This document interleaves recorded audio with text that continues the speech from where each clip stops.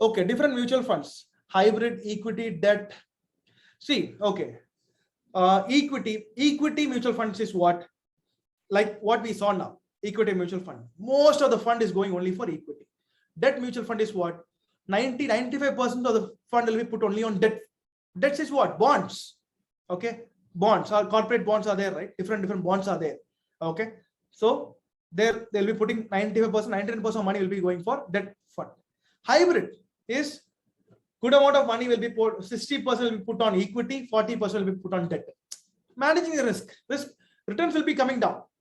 Returns will be coming down, but the risk is also less on that. Okay, people who are in, I would say 20s, 30s, even 40s, I would suggest you can go for equity mutual fund.